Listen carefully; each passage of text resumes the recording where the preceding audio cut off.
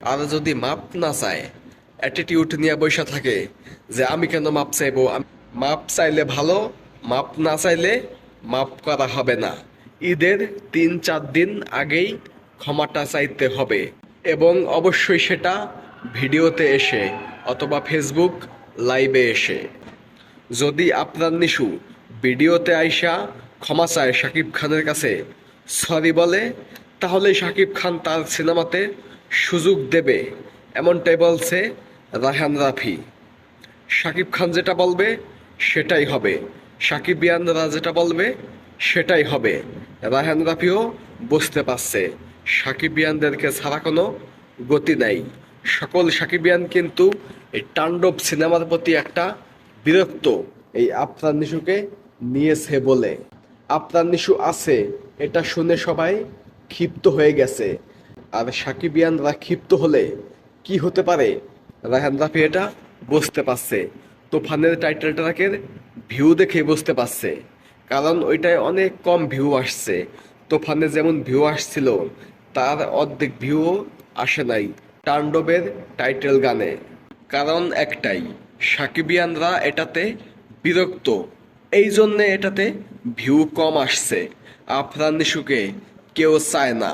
কিন্তু আজকে রায়হান রাফির একটি কল রেকর্ড ভাইরাল হয়েছে। সেই কল রেকর্ডে শোনা গেছে যদি আফরান নিশু শাকিব খানের কাছে ক্ষমা চায়, তাহলে শাকিব খান ক্ষমা করে দিতে পারে ইন্ডাস্ট্রির স্বার্থে। এই জন্যে আফরান নিশুকে ক্ষমা চাইতে হবে।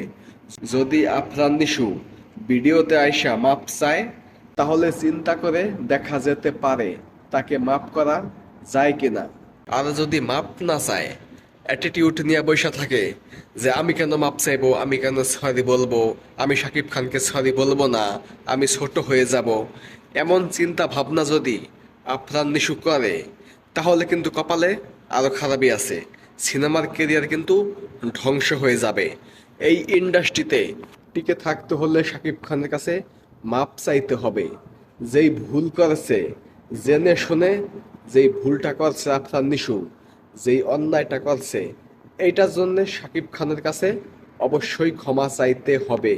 শাকিব খানের ভক্তদের কাছে অবশ্যই ক্ষমা চাইতে হবে, এবং অবশ্যই সেটা ভিডিওতে এসে অথবা ফেসবুক লাইভে এসে। তাহলে হয়তোবা সাকিবিয়ানরা ক্ষমা করে দিলেও দিতে পারে, এবং সেই ক্ষমাটা চাইতে হবে 2 দিনের মধ্যে।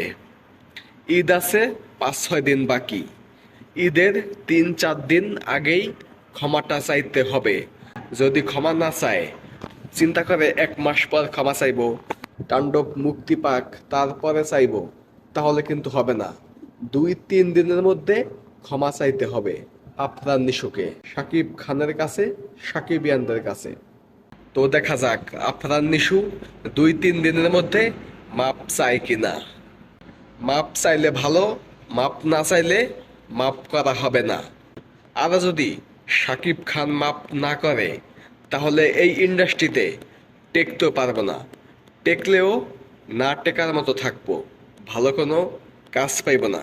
এটাই বাস্তব, এটাই ইন্ডাস্ট্রির নিয়ম। শাকিব খানের নিয়মেই ইন্ডাস্ট্রির নিয়ম, সোজা কথা।